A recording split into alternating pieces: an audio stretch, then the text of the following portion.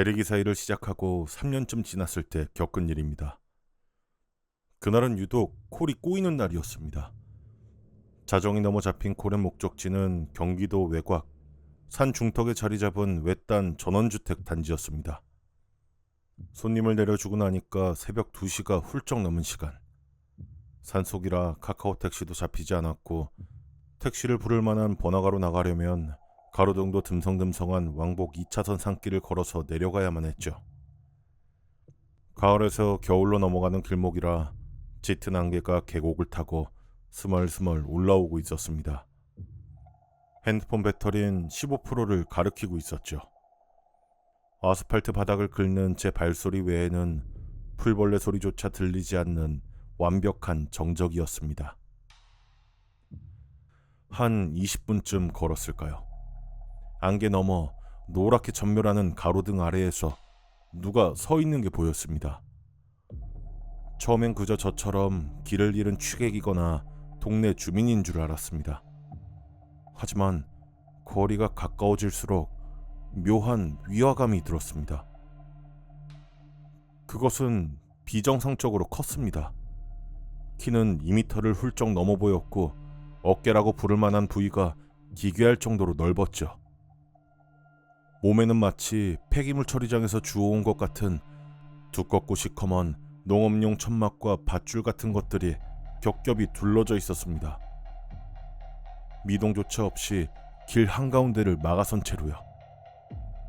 본능적으로 엮이면 안 되겠다는 생각이 들어서 저는 고개를 푹 숙이고 쟁걸음으로 길 가장자리를 타며 그 옆을 지나치려고 했습니다. 제가 그 거대한 실루엣의 옆을 스쳐 지나가려는 그 찰나의 순간이었습니다. 그것이 훅 하고 제 앞으로 오더니 순식간에 두 팔을 뻗어서 제 몸을 휘감았습니다. 구타나 강도질이 아니었습니다. 그것은 한 손으로 제 허리춤을 우악스럽게 틀어쥐고 다른 손으론 제 목덜미를 휘감아 자신의 어깨 쪽으로 바짝 끌어당겼습니다. 마치 씨름의 삿발을 잡는 듯한 완벽하고 폭력적인 자세였습니다. 비명을 지를 틈도 없었습니다. 제 몸이 그것의 품에 완전히 밀착되는 순간 숨이 턱하고 막혔습니다. 그건 사람의 몸이 아니었습니다. 제 가슴을 짓누르는 그것의 흉부는 마치 거대한 바위덩어리나 쇳덩이를 두꺼운 천으로 감싸놓은 것처럼 끔찍하게 단단했습니다. 체온은 전혀 느껴지지 않았고 대신 썩은 진흙 냄새와 오래된 쇠비린내 그리고 형언할 수 없는 악취가 코를 찔렀습니다. 그것은 아무런 소리도 내지 않은 채 저를 바닥에 매다 꽂으려고 체중을 싣기 시작했습니다. 우두둑하는 소리와 함께 갈비뼈가 비명을 질렀습니다. 발이 땅에서 붕 뜨는 순간 전 본능적으로 알았습니다. 이대로 바닥에 패대기 쳐지면 내장이나 뼈가 박살나서 산채로 으깨질 거란 걸요.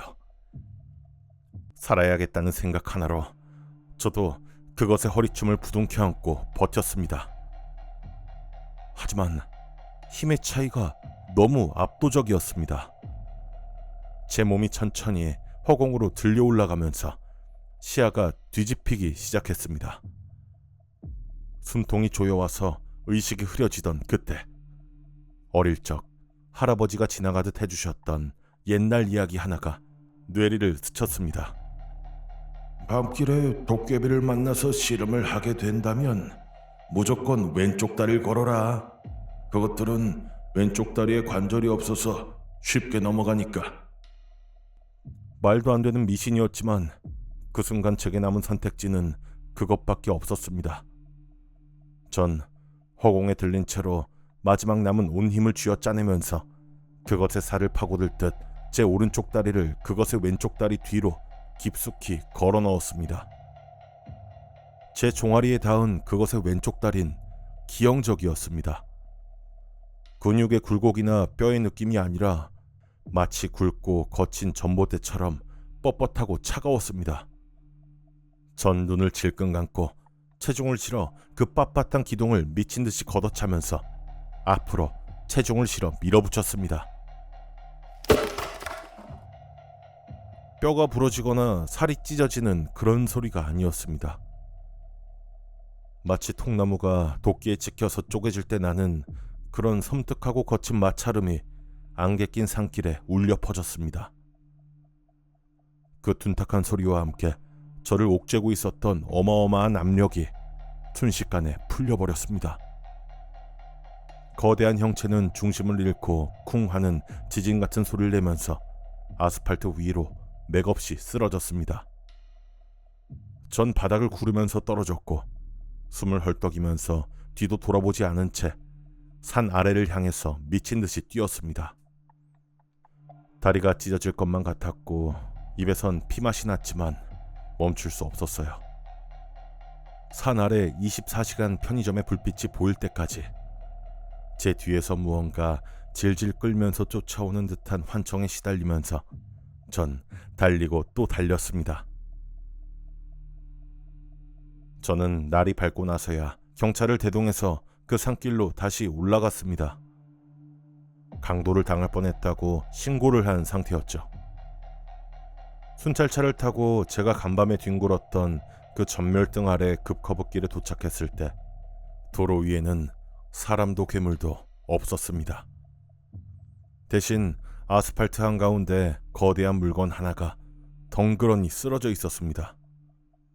그것은 근처 야산이나 폐가에서 뽑혀온 것 같은 성인 남성 2명을 합친 것만큼 거대한 오래된 나무 장승이었습니다. 장승의 몸통은 누군가 억지로 입혀놓은 듯 썩어 문드러진 농업용 비닐과 두꺼운 마대자루들로 겹겹이 기괴하게 감싸져 있었고 굵은 동아줄로 단단히 묶여 있었습니다. 경찰관들은 누가 폐기물을 무단으로 투기했다면서 투덜거렸지만 저는 한 발자국도 다가갈 수 없었습니다. 온몸에 털이 곤두서고 턱이 덜덜 떨려왔습니다. 장승을 칭칭 감고 있던 그 두꺼운 동아줄의 틈새엔 간밤에 뜯겨나간 제 외투의 옷자락이 깊숙이 엉켜 묶여 있었습니다. 그리고 장승의 왼쪽 아랫부분, 제가 간밤에 사력을 다해서 걷어찼던 그 부위의 두꺼운 통나무는 방금 전 강한 충격을 받은 것처럼 날카롭게 쪼개져서 뽀얀 속살을 드러내고 있었습니다. 하지만 저를 그 자리에 주저앉게 만든 건 그게 아니었습니다. 쓰러져 있는 장승의 상단, 비닐 틈으로 삐져나온 기괴하게 깎인 나무 얼굴, 그 얼굴의 커다란 입 주변이 마치 짐승이 침을 흘린 것처럼 끈적하고 누런 타액으로 흠뻑 젖어 아침 햇살에 번들거리고 있었습니다.